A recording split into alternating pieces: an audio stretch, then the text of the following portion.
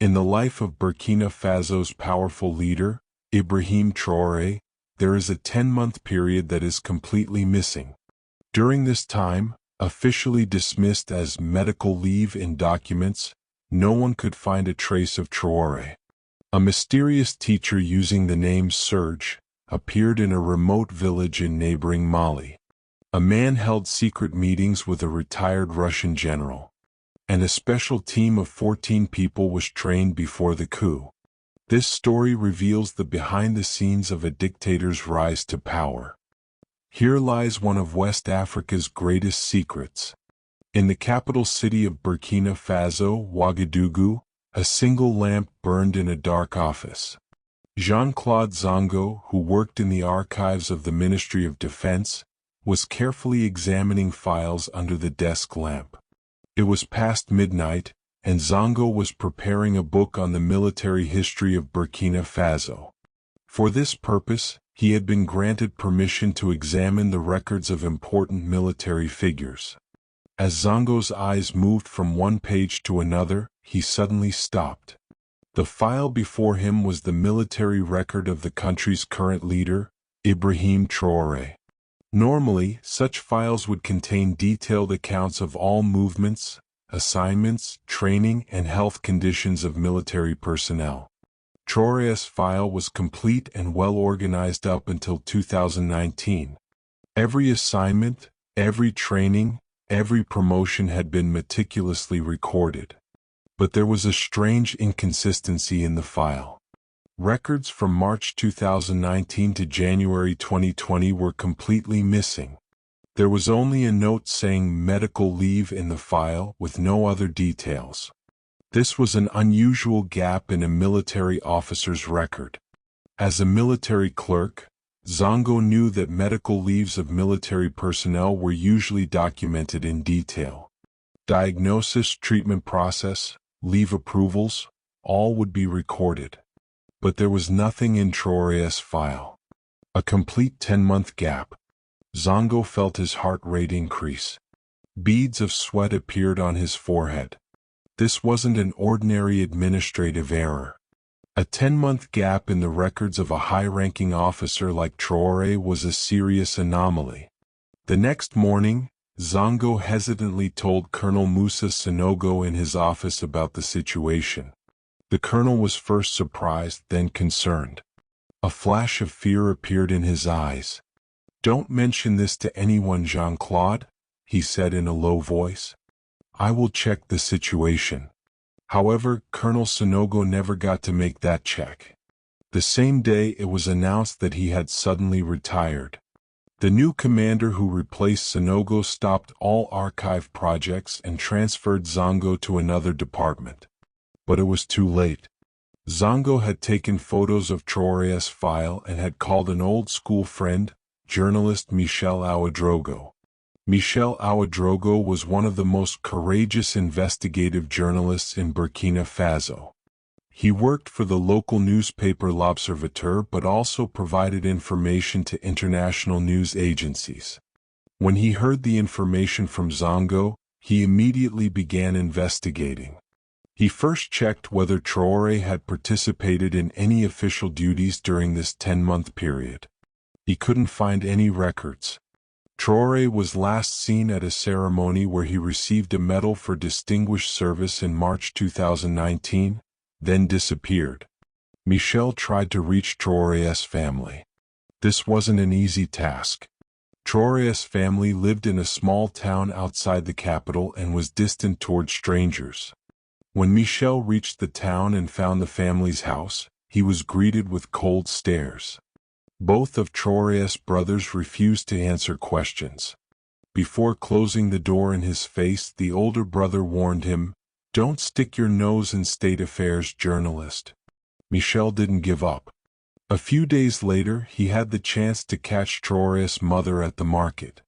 The elderly woman first approached questions about her son with hesitation, then gave a simple and strange answer: "My son was on a special mission."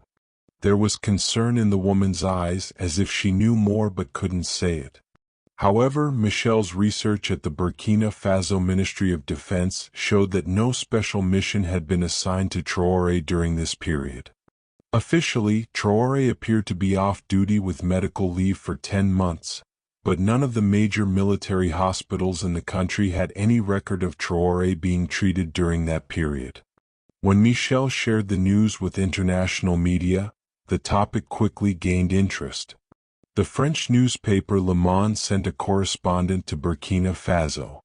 Reuters brought the story to its headlines. The New York Times published an article titled, "The Mysterious Absence of Africa's Youngest Leader." The press began to shower the Burkina Faso government with questions. A government spokesperson made a brief statement.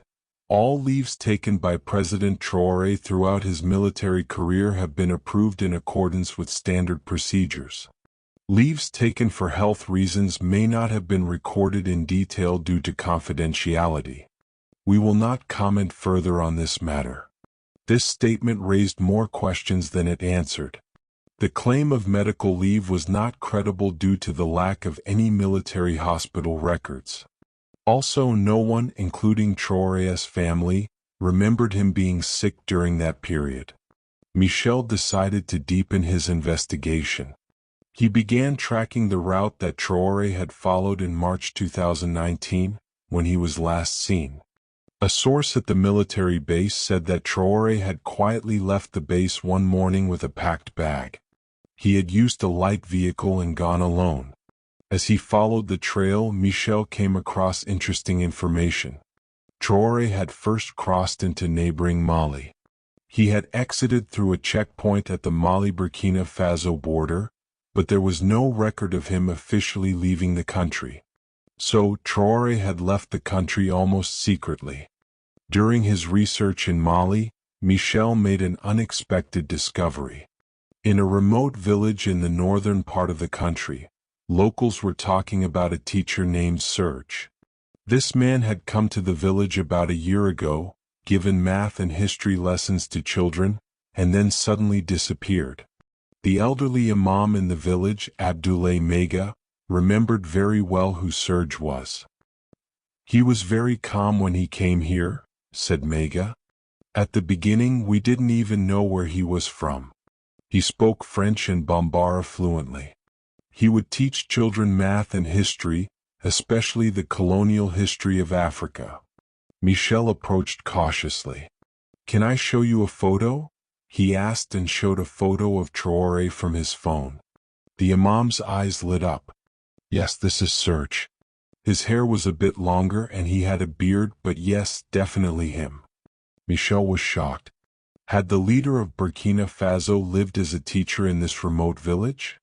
But why? Why had he hidden his identity, and why was this period shown as medical leave in official records? As he did more research in the village, Michel gathered even more interesting information. The village headman, Bakary Touré, hosted Michel in his home and provided detailed information about Serge. "When he first arrived, he was a quiet man," said Touré, stirring his cup of tea. "He didn't talk much to anyone. He would leave his hut, go to school, give his lesson, then return to his hut again. He had books, read a lot." But over time, Traoré, known as Serge, had become more than just a teacher in the village. "One day, one of the jihadist groups attacked our village," the headman continued. "Serge stepped forward in a way we never expected. He showed us how to defend ourselves, organize the villagers. That day we realized he wasn't an ordinary teacher." Over time, Traoré had started to take more interest in the village's problems and had become a local leader. He would attend village council meetings, express his ideas, and suggest solutions. He had especially taken an interest in the village's security issues and had established a comprehensive defense system against the threat of militant groups in the surrounding area. He had placed lookouts around the village, established a communication network, and even taught the villagers simple defense techniques. "He taught us how to protect ourselves," said one of the villagers. "How to notice strangers approaching the village, how to communicate, how to organize. Thanks to him, our village remains safe. Another elderly person in the village gave even more striking information. While Serge was here, sometimes some friends would come to visit him. Most seemed like people with military training. You could tell from their looks, their posture. They would train together in the forest. We would hear gunshots, but he would tell us not to be afraid. "We are training for your safety," he would say. Michel asked for more information about these friends. The old man said there were about 14 people.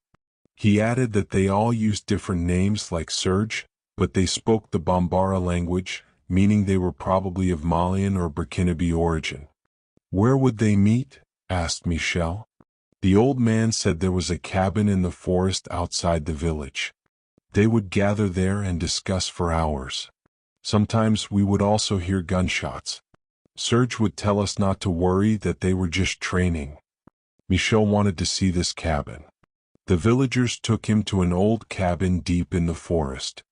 The cabin was now abandoned, but there were still some items inside. Empty canned food, torn maps, some pieces of military clothing. On the wall of the cabin, there was a slogan written by hand: "Africa's riches belong to African peoples." This was reminiscent of a saying often repeated by Thomas Sankara, the revolutionary leader of Burkina Faso. As Michel was investigating the surroundings of the cabin, he found a metal box buried in the ground. Inside the box were half-burnt documents. Most of the documents were unreadable, but a map was still recognizable. A map of West Africa with marked points. Most of these points corresponded to French military bases in the region. Michel decided to dig even deeper. During his stay in the village, he gathered more information about another person who was said to be a close friend of Serge. This person was an older man named Victor. The villagers said that Victor rarely came to the village, but when he did, he would have long meetings with Serge. They also added that Victor spoke Russian and was probably a Russian. When Michel heard this information, he immediately began to investigate. Who were the Russians operating in the region at that time? The presence of the Wagner Group was known, but this group usually conducted more visible operations. Who was Victor, and what kind of relationship did he have with Traoré? Michel consulted his colleagues who had international intelligence sources. A former classmate living in Paris had been able to reach someone working in French intelligence. A journalist friend in London had arranged a meeting with a retired diplomat from the British Foreign Office. Another colleague working in Washington had consulted a think tank affiliated with the Pentagon. After a while, he came across interesting information. The person known as Victor was probably a retired Russian general named Viktor Popov. His file was quite impressive. Popov had worked for the Russian military intelligence GRU, had been involved in Soviet operations in Afghanistan, and had then served in teams directing the Russian military presence in Syria and Libya. The physical characteristics described by the villagers in Mali also matched Popov: broad shoulders, sharp blue eyes, a cold look. He had officially retired in 2018, but according to some sources, he had continued to work as a consultant in covert operations aimed at increasing Russian influence in Africa. Popov was particularly active in former French colonies and provided strategic consulting for the Wagner Group's operations in Africa. An intelligence analyst had told Michel, "Popov is the Kremlin's shadow diplomat in Africa. Officially he doesn't exist, but he's everywhere." But the most shocking information came from a tip that Michel received from within Burkina Faso. A military source said that shortly after Traoré returned to the country in January 2020, he had held a secret meeting with some officers in the army. The names of those who attended this meeting were kept secret, but their number was 14, and all these officers had played key roles in Traoré's coup in 2022. Michel tried to piece together the information he had. It seemed that Traoré had secretly left Burkina Faso in March 2019 and settled in a remote village in northern Mali. There he had lived under the alias Serge while teaching the local people on one hand and probably training a team of 14 people on the other. During those trainings, he had also met with retired Russian General Viktor Popov. Traoré returned to Burkina Faso in January 2020, and shortly after, he held a secret meeting with these 14 people. 2 years later, this same 14 people played key roles in Traoré's coup. So, Traoré's missing 10 months were actually part of a coup's planning and training. Michel documented these findings with great care. He worked day and night to complete his article upon returning to Burkina Faso. He carefully verified every claim, every piece of information, every source. He eliminated conflicting information, filled in missing pieces, and tried to tell the story as accurately as possible. He edited each paragraph of the article multiple times, carefully choosing each word. This wasn't an ordinary news item. This was a historical document illuminating a country's recent history. In his office at L'Observateur newspaper, as he handed over the final version of his article to his editor, Michel's heart was racing. He could see the concern on the editor's face. "Do you know what could happen to us if we publish this?" the editor asked anxiously. Michel nodded. "I know, but this story needs to be told.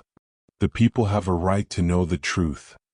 Despite all the concerns of his editor, the article titled Ibrahim Traoré's Missing 10 Months, The Anatomy of a Coup was published. The article was the product of meticulous research, courageous journalism, and the pursuit of truth. The article had a huge impact. International media brought the topic to their headlines. France requested an official explanation from Burkina Faso. Russia, on the other hand, characterized the claims as Western propaganda efforts. After staying silent for a few days, the Burkina Faso government made a brief statement. President Traoré's past is transparent.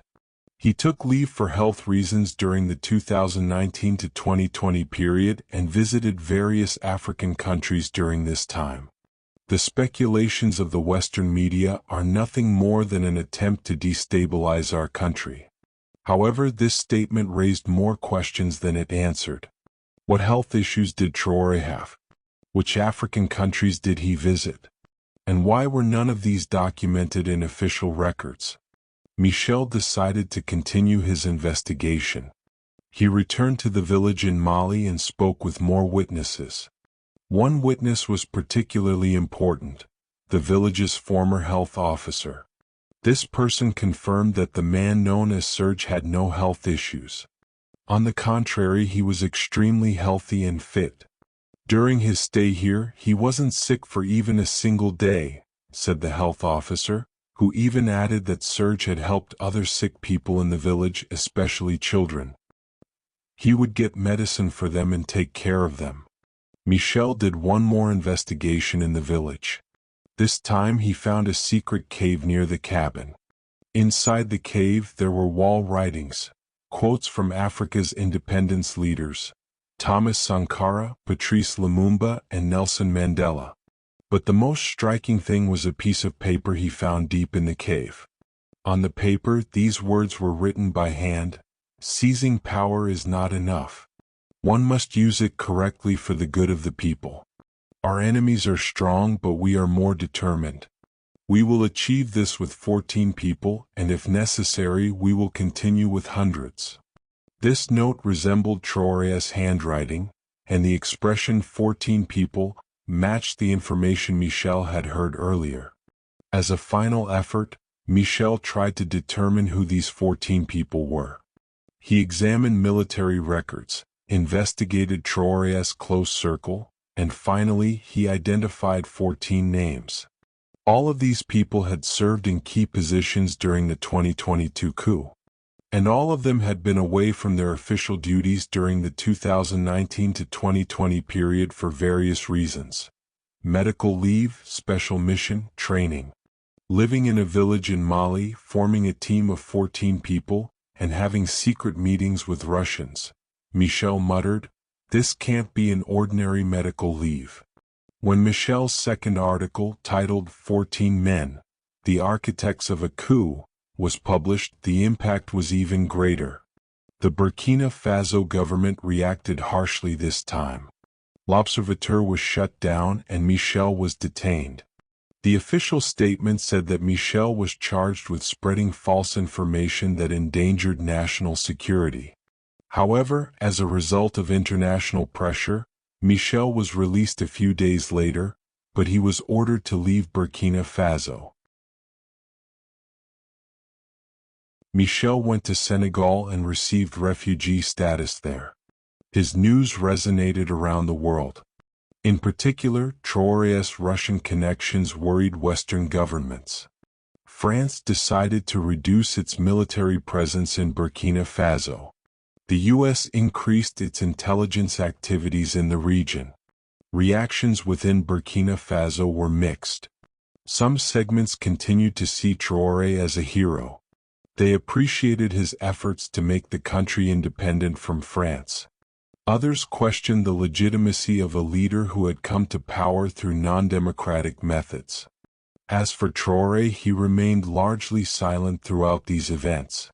Only once, in a television interview, did he briefly touch on the subject. "My past has been spent working for the future of my people, and this work can take various forms. I have always thought of my country's interests and will continue to do so." The story of Burkina Faso's missing 10 months was revealed thanks to a journalist's courageous investigation. However, all the details of the story are still not fully known. The full extent of Traoré's activities in Mali, the nature of his Russian connections, and all members of the team of 14 still remain a mystery. One thing is certain: Ibrahim Traoré's missing 10 months were much more than just a medical leave. This period was used to plan a coup, train a team, and shape the future of Burkina Faso. And this story will go down in history books as one of the most interesting and mysterious events in West Africa's recent history. Michel continued his research in his exile life in Senegal. Going back to the village in Mali secretly, he spoke with more witnesses. The villagers said that the man they knew as Serge was not alone. When he came to the village, there was a woman with him. This woman had appeared very little in the village and had hardly spoken to the villagers. "We didn't know who she was," said one of the villagers. But Serge had said she was a special friend. The identity of this woman became a new research topic for Michel. Who was this mysterious woman, and what was her relationship with Traoré? These questions were perhaps the beginning of another story.